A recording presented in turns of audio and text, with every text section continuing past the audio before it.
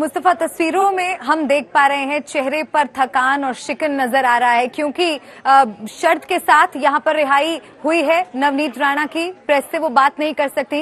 रवि राणा से जुड़ी भी कोई जानकारी मिल रही है क्या? क्या रवि राणा भी अस्पताल ही पहुंचेंगे सीधा?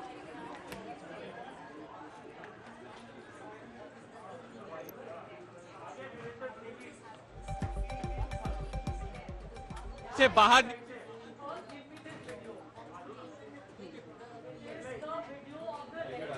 दोनों की मुलाकात होगी। 12 दिन का ये समय रहा जो दोनों दाम्पत्य जो थे वो जेल के अंदर थे। तो रवि राणा जो है वो भी लीलावती हॉस्पिटल ही जाएंगे। तलुजा जेल से छुटने के बाद ऐसी जानकारी उनके वकील की तरफ से दी गई थी। और आपको बताया, उनके वकील ने ये भी बताया कि एक लड़का एक लड़की है तो और उनके जो बच्चे हैं वो भी अपने माता पिता से 12 दिनों से मिले नहीं है। उन्हें जेल के दौरान उनसे मुलाकात नहीं हुई। रवि राणा के जो भाई है सिर्फ वो रवि राणा से जाकर जेल में मिले हैं इन 12 दिनों में। तो एक तरह से काफी कठिन समय रहा परिवार के लिए भी। और साथ ही साथ जो नवनीत राणा की जो हेल्थ कंडीशन खराब हुई वो एक बड़ा वो सवाल है। उसमें एक तकलीफ, एक तरह से आप दिक्कत कह सकते हैं कि नवनीत राणा जो है वो कहीं ना कहीं पहले स्पॉन्डिलोसिस की जो शिकायत है वो उन्हें हो गई। स्पॉन्डिलोसिस की शिकायत के बाद कल जेडी में चेकअप किया गया और आज जो इन्फॉर्मेशन मिल रही है उनके वकील से वो ये इन्फॉर्मेशन मिल रही है कि ब्लड प्रेशर की भी शिकायत उन्हें है।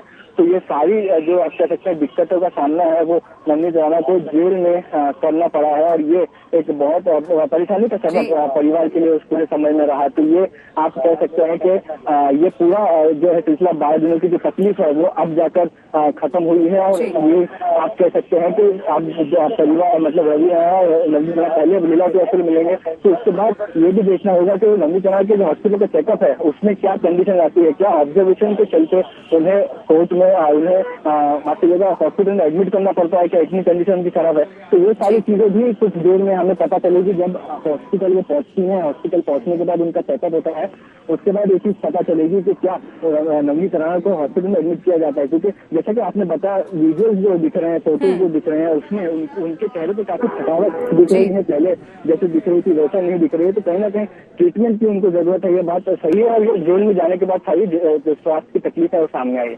जी मुस्तफा, यानी कि सेहत में सुधार होता है नहीं, इस पर तो नजर रहेगी। जेल से रिहाई हो चुकी है, लेकिन ये कहना गलत होगा अभी कि परेशानियां राणा दंपत्ति के लिए पूरी तरह से खत्म हो गई हैं। आशुतोष, निश्चित तौर पर मुस्तफा आप जुड़े हुए हैं, तो ये भी जानना चाहेंगे कि महाराष्ट्र से, मुंबई से सियासी प्रतिक्रिया क्या कुछ निकल कर आ रही है? क्योंकि हम मुंबई के पोर्टल्स खंगाल रहे थे, कुछ न्यूज़पेपर्स को हम देख रहे थे, उसमें तंज कसा जा रहा है कि ये सब कुछ सियासी ड्रामा है माइलेज लेने के लिए।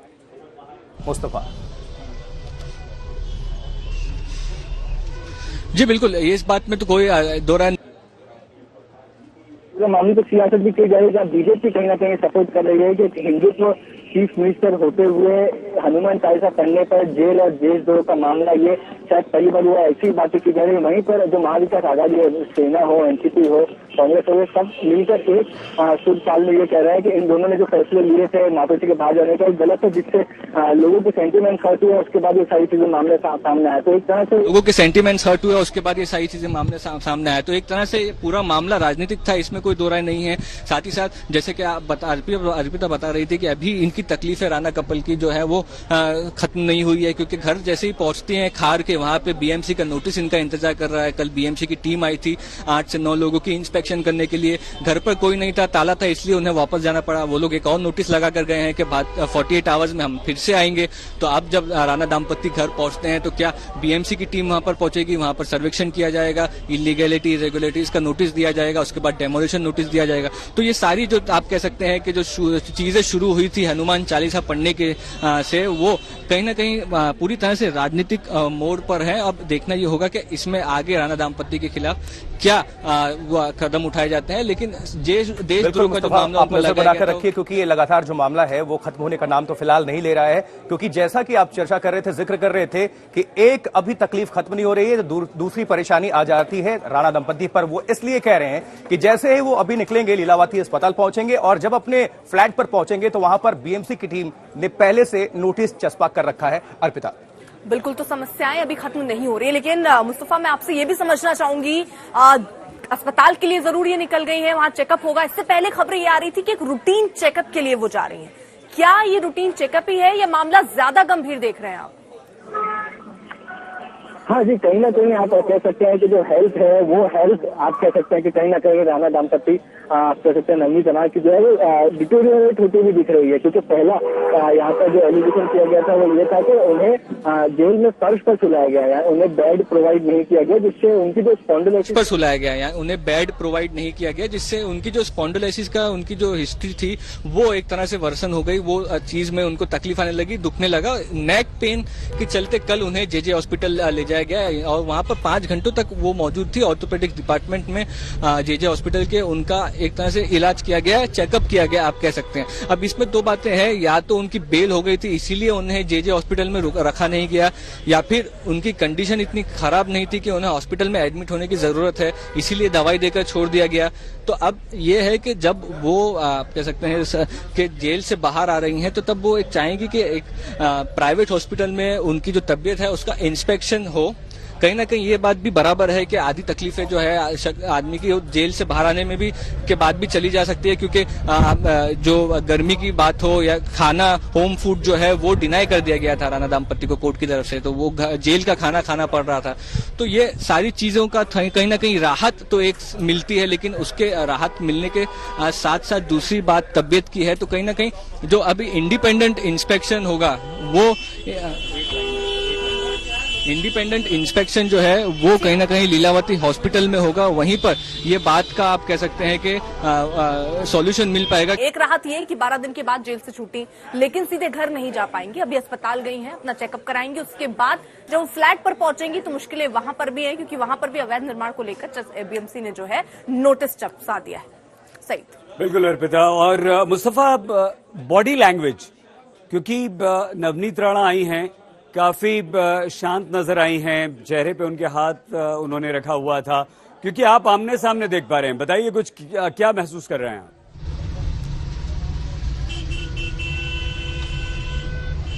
जी बिल्कुल, कहीं ना कहीं वो जो एनर्जी है वो एनर्जी दिखाई नहीं दे रही है। जब नवनीत राणा और रवि राणा ने प्रेस कॉन्फ्रेंस ली थी, वो मातोश्री के बाहर जाकर हनुमान चालीसा पढ़ने जा रहे थे, या फिर जब उन्हें गिरफ्तार किया गया उस वक्त जब पुलिस उनके घर पर पहुंची थी गिरफ्तारी के लिए, तब का वीडियो सामने आया जिसमें नवनीत राणा रवि राणा एक तरह से एक अपोज करते हुए उनकी अरेस्ट को दिखे थे। इसके चलते उनके ऊपर एक एफआईआर भी हुई 353 के तहत, पुलिस को अपना काम करने से रोकने के तहत एफआईआर उनके ऊपर दर्ज हुई। तो वो जो एनर्जी है कहीं ना कहीं वो अब दिखाई नहीं दे रही है। उसके 2 कारण हो सकते हैं। एक तो पहले ही कोर्ट ने कंडीशन रखी है कि आप मीडिया से बात नहीं कर सकते, तो कहीं ना कहीं वो अपनी बॉडी लैंग्वेज हो या फिर कोई नारा देना, ऐसी चीज से रॉन्ग मैसेज नहीं देना चाहते, क्योंकि ये जो कंडीशंस रखी गई है, कंडीशंस पे कोर्ट ने कहा है कि अगर इसमें से कोई भी एक कंडीशन वायलेट होती है तो आपकी बेल कैंसिल कर दी जाएगी। तो ये शायद आप कह सकते हैं कि उनकी तबियत भी ठीक नहीं है, परिवार से, अपने बच्चों से 12 दिनों से उनकी मुलाकात नहीं हुई है, उनकी वो कैसे हैं वो बातचीत नहीं हो पाई है, और अब मीडिया से बात करने को कोर्ट ने मना है। तो कहीं ना कहीं एक तरह का पूरा जो असर है, जो स्ट्रेस है आप कह सकते हैं, वो उनके चेहरे पर दिखाई दे रहा है। बिल्कुल ठीक है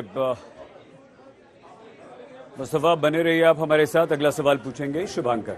अब मुस्तफा, सवाल ये है कि रवि राणा कब तक बाहर निकल सकते हैं, क्योंकि उनकी रिहाई को लेकर भी हर कोई सवाल खड़े कर रहा है कि ये फॉर्मेलिटीज में कितना वक्त लगेगा, और क्या ये माना जाए कि ये पूरा मामला जो है, भले ही कोर्ट ने उन पर आदेश लगाया कि आपको बयानबाजी नहीं करनी है, लेकिन सियासत चलती रहेगी इस नाम के आधार पर इनके गिर्द, चाहे राज ठाकरे हो, चाहे बीजेपी हो या राणा दंपत्ति हो।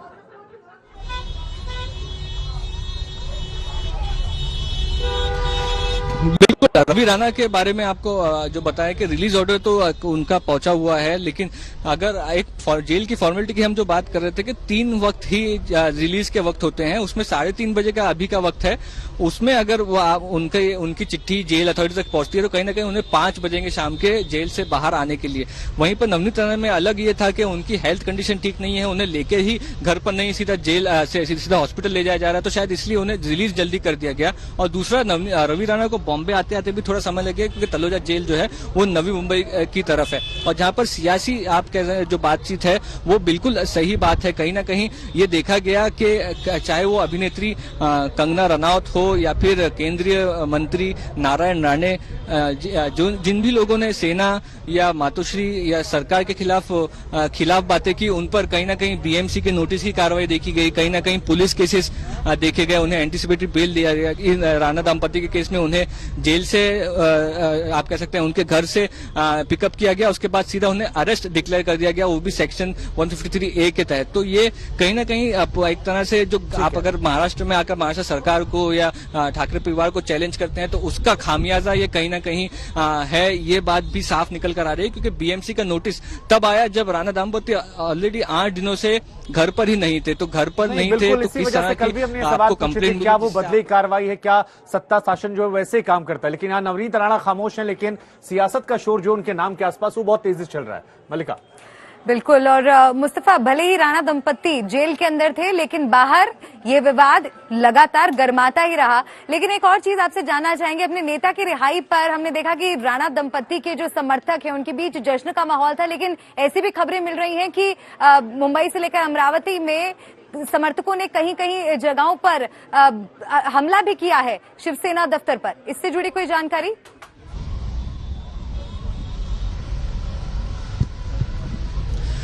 जी बिल्कुल, कहीं कहीं ऐसी रिपोर्ट्स आ रही है, लेकिन ये आप कह सकते हैं कि जो एक तरह के इमोशंस है वो काफी उफान पर है। कहीं ना कहीं राणा दाम्पत्ति के भी जो कार्यकर्ता हैं, जो सपोर्टर हैं, वो अब थोड़े शांत हुए होंगे क्योंकि दोनों बेल पर बाहर आ गए। लेकिन जब ये लोग जेल में थे तब एक बड़ी तकलीफ सामने आ रही थी कि वो उनमें भी एक तरह से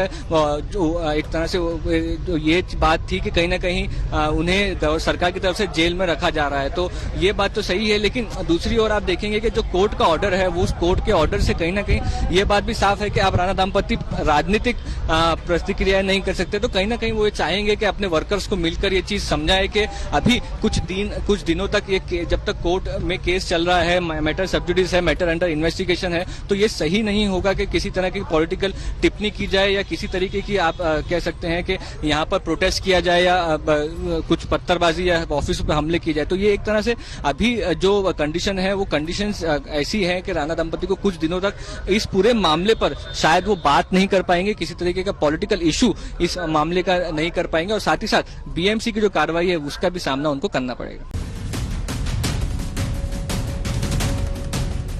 ये है साजिश की कार, विस्फोटक से भरी है। पास जाते ही न जाने क्या हो, खुली जगह पर कार खड़ी है। बम निरोधक दस्ता रोबो को भेजकर बम को डिफ्यूज करने में जुटी है। ये तो कार है, अब कार सवारों को भी देख लीजिए। यह है आतंकी संगठन बब्बर खालसा इंटरनेशनल के आतंकी गुरप्रीत, भूपेंद्र, अमनदीप और परविंदर सिंह। इन चारों को पंजाब और हरियाणा की आईबी की टीम ने साझा ऑपरेशन में दबोचा है। चारों को आज तड़के 4 बजे करनाल के बस्ताड़ा टोल प्लाजा के पास पकड़ा गया। चारों दिल्ली होते हुए नांदेड़ जा रहे थे। पकड़े गए आतंकी के पास से 3 आईडी, 3 विस्फोटक से भरे कंटेनर, 1 पिस्टल और कारतूस बरामद हुए। इनके पास से 1,30,000 कैश भी मिले। जैसे ही वो इनोवा गाड़ी वहां पहुंची, हमने उस गाड़ी को वहां पर रोका, चारों युवकों को काबू किया। युवकों ने पूछताछ पे अपना नाम गुरप्रीत, अमनदीप, परमिंदर और भूपेंद्र बताया। ये चारों ही पंजाब के रहने वाले हैं। 3 जो युवक हैं वो फिरोजपुर जिले से और 1 लुधियाना जिले से है। पकड़े गए आतंकियों में 3 फिरोजपुर और 1 लुधियाना का रहने वाला है।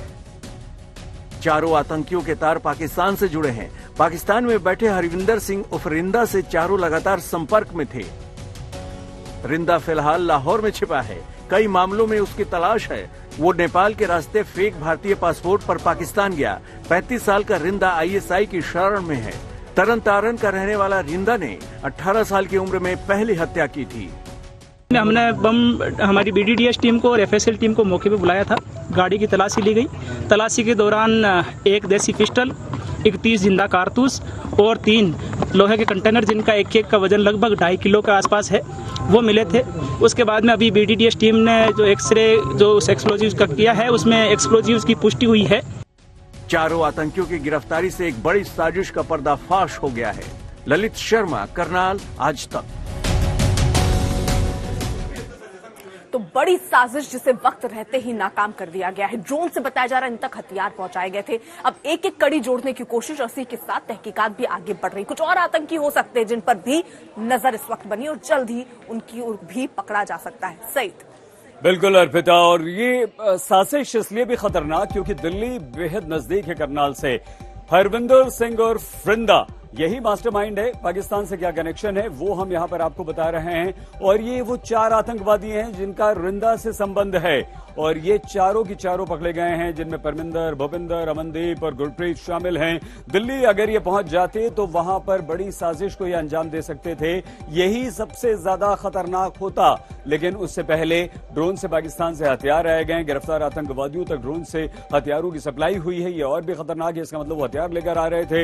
हरविंदर सिंह और फ्रिंदा ने ये हथियार भेज दिए थे और पाकिस्तान में वो बैठा हुआ है, वहां से भेजे थे। पाकिस्तान से ड्रोन के द्वारा हथियारों की सप्लाई हुई है, ये खतरनाक है। तेलंगाना भेजे जाने थे बरामद आईईडी विस्फोटक। तो दिल्ली और तेलंगाना क्या दोनों निशाने पर थे? अभी करनाल से दिल्ली होते हुए नांदेड़ जा रहे थे आतंकवादी, तो क्या महाराष्ट्र में भी इनकी कोई साजिश थी? क्योंकि ये नांदेड़ जा रहे थे, वहां भी ये कोई आतंकी गतिविधि को अंजाम देना चाहते थे, वहां भी इनके कोई लिंक्स है, कोई संबंध है, वहां पर भी।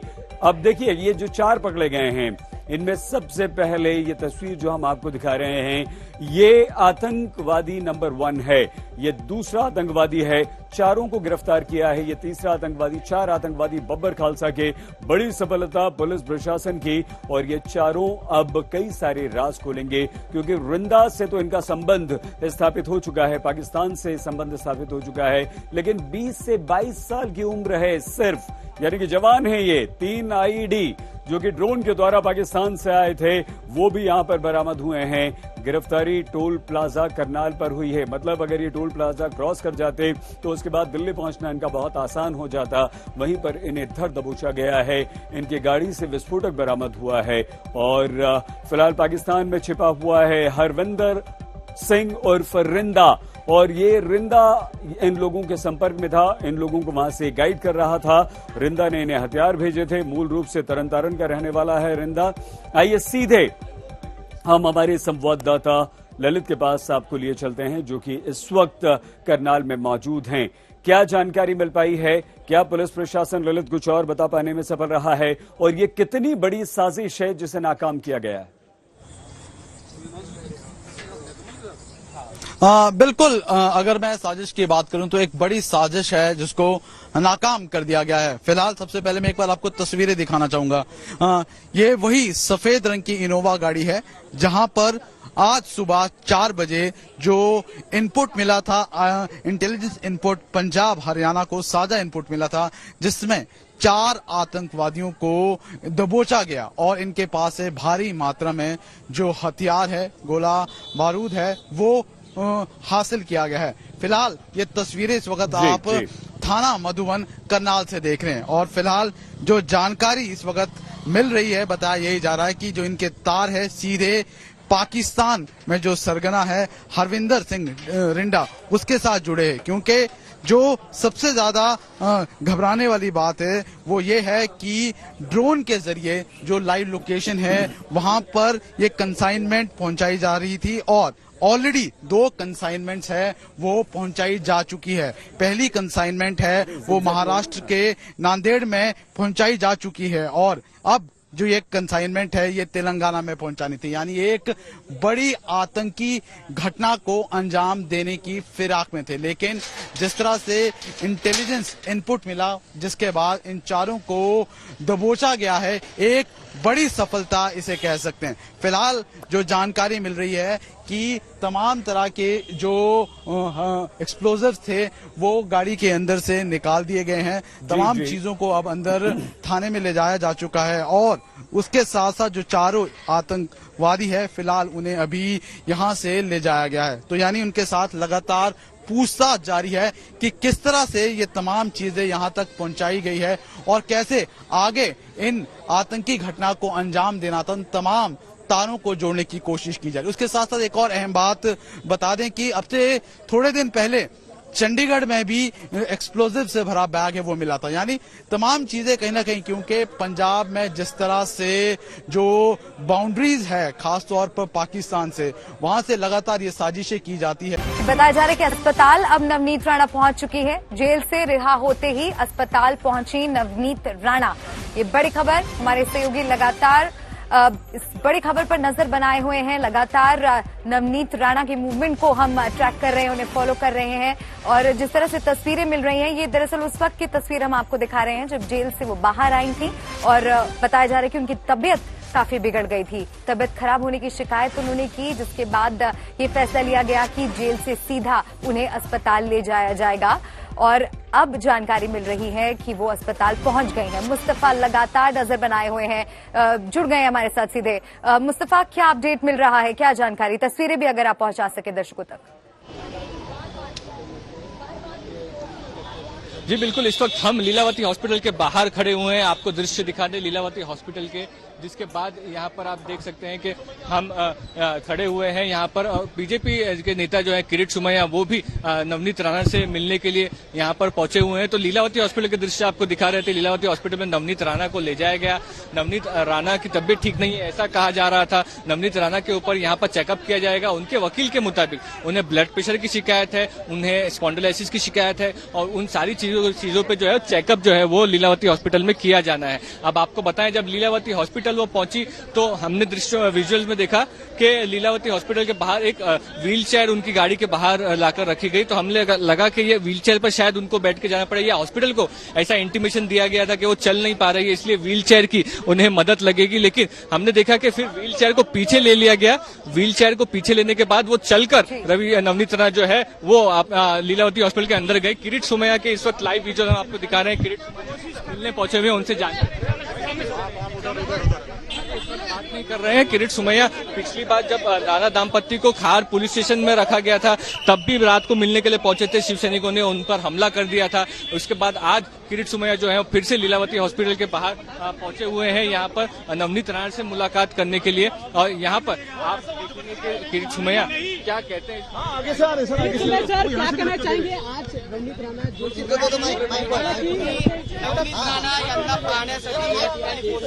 सर आपको यहाँ आना हुआ है, आपको यहाँ आना हुआ है।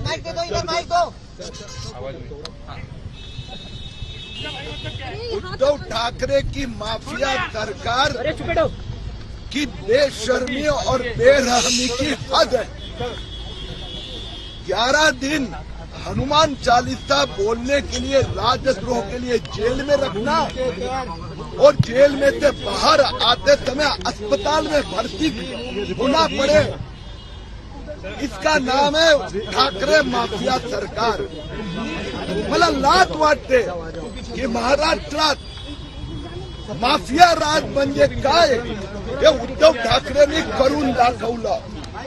हनुमान चालीसा म्हणणारा भक्तांना 10-12 दिवस जेलमध्ये ठेवणं आणि बेशर्मी आणि बेरहमीची हद आहे की जेलमधून सरळ खासदार नवनीत राणाला हॉस्पिटलमध्ये नवनीत राणा की गिरफ्तारी का विरोध करने के बाद ही किरीट सोमैया इस पूरे विवाद के साथ जुड़े थे। अब अस्पताल वो पहुंच चुकी हैं।